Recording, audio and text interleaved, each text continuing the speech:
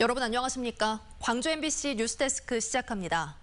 광주 재개발 건물 붕괴로 숨진 희생자들의 장례 절차가 오늘도 이어졌습니다. 경찰은 불법 다단계 하청을 준 업체와의 계약 과정에 재개발 조합이 개입했는지 여부를 확인할 예정입니다. 송정근 기자의 보도입니다. 산을 좋아해 참사가 일어난 지난 9일 등산을 위해 시내버스에 탔다가 매몰돼 숨진 70대 남성. 갑작스럽게 이별을 맞이한 유가족들은 아직 현실을 받아들일 준비를 하지 못했습니다.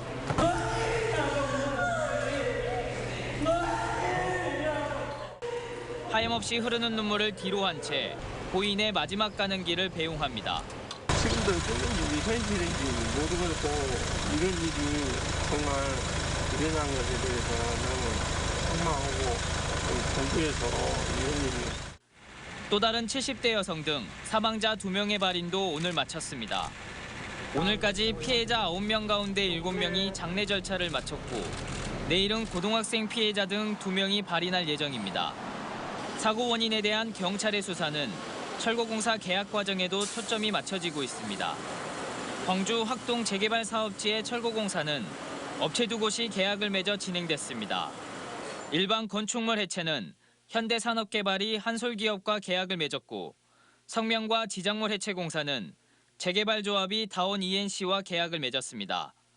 계약대로라면 한솔기업과 다온 ENC가 철거공사를 해야 했지만 이 두 업체는 다시 백솔기업과 불법 제하도급 계약을 맺었습니다. 사고는 백솔기업이 건물 철거 작업을 벌이던 중 일어났습니다. 경찰은 다온 ENC가 불법 제하도급 계약을 맺는 과정에서 재개발조합이 개입했는지 여부 등 위법 행위가 있었는지를 조사할 방침입니다. MBC 뉴스 송정근입니다. 학동 재개발 건물 붕괴 사고 희생자들을 추모하려는 시민들의 발길이 이어지고 있습니다. 광주 동구청에 따르면 동구청에 차려진 피해자 합동 분향소에 2,700여 명의 추모객들이 찾아와 헌화와 함께 고인을 추모했습니다. 동구는 피해자들의 장례 절차를 마친 뒤 유족들과 협의를 통해 합동 분향소 운영 계획을 정할 계획이라고 밝혔습니다.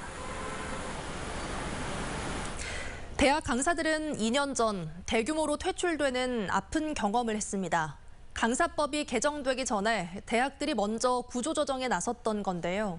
강사들은 학령 인구가 줄어들고 정부의 지원마저 끊길 우려가 높아지면서 또다시 그런 사태가 재현되지 않을까 걱정하고 있습니다. 한신구 기자가 보도합니다.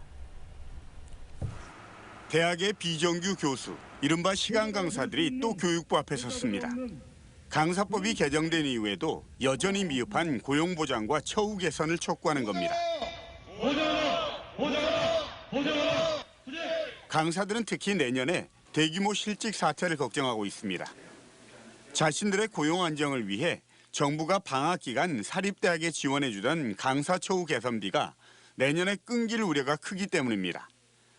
안 그래도 신입생 등 학생 수가 줄어드는 등 재정난에 시달리는 대학이 또다시 강사들을 먼저 희생양으로 삼을 수 있습니다. 내년이 되면 그게 사라질 위기에 놓여 있는 거죠. 3년이 다 되어 가니까. 그러면 아무래도 대학은 그런 재정 부담을 훨씬 더 많이 느끼게 될 것 아닙니까? 이제 자체 재원에서 그걸 마련을 해야 되니까. 그러면 강사를 안 쓰려고 하겠죠. 실제로 지역 사립대학들은 지난 2019년 강사법 개정을 앞두고 선제적으로 몸집 줄이기에 나선 바 있습니다. 정도의 차이는 있었지만 대학에 따라 적게는 3분의 1에서 많게는 3분의 2까지 강사들이 교단을 떠나야만 했습니다. 대학들이 해마다 전임교원의 강의 담당 비율을 높이고 있는 것도 부담입니다. 전임교원의 강의 비율은 해마다 오르고 있고 특히 사립대, 비수도권 대학들이 높습니다. 그만큼 강사들의 자리가 줄어들고 대학의 연구 교육 역량은 떨어질 수밖에 없습니다. 학력 인구 감소와 재정 악화에 따른 불똥이 자신들에게 튈까 강사들은 하루하루 불안한 강의를 계속하고 있습니다. MBC 뉴스 한신구입니다. 광주 풍영정천에 빠져 의식불명 상태로 치료를 받던 초등학생 1명이 결국 숨졌습니다. 광주 광산경찰서는 풍영정천에서 구조돼 대학병원에서 치료를 받던 초등학교 3학년 남학생이 사고 13시간 만인 오늘 새벽 4시 30분쯤 사망했다고 밝혔습니다. 앞서 어제 오후 광주 광산구 풍영정천에서 물총놀이를 하던 초등학생 2명이 물에 빠져 1명이 숨졌고 1명은 구조됐지만 위독한 상태였습니다.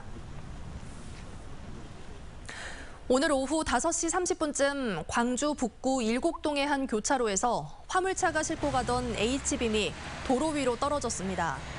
다행히 인명피해는 발생하지 않았지만 편도 4차선 도로 일부가 통제돼 시민들이 불편을 겪었습니다. 경찰은 화물차가 좌회전을 하는 과정에서 H빔이 떨어진 게 아닌가 보고 운전자를 상대로 정확한 사고 원인을 조사하고 있습니다. 국민의힘 이준석 대표의 돌풍에 여권의 최대 지지 기반인 호남의 정치권도 촉각을 곤두세우고 있습니다. 이 대표는 당대표 경선 과정에서 광주 민주화운동 정신을 계승해 정치를 하는 첫 세대라고 자부한다며 5.18에 대해 과거 보수정당의 당수와는 다른 모습을 예고했습니다.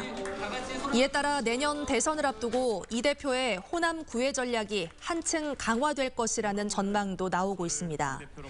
이 같은 국민의힘의 위협은 호남 정치권의 자성은 물론 내년 지방선거에서 전례 없는 공천 경쟁이 이어질 것이라는 관측도 나오고 있습니다.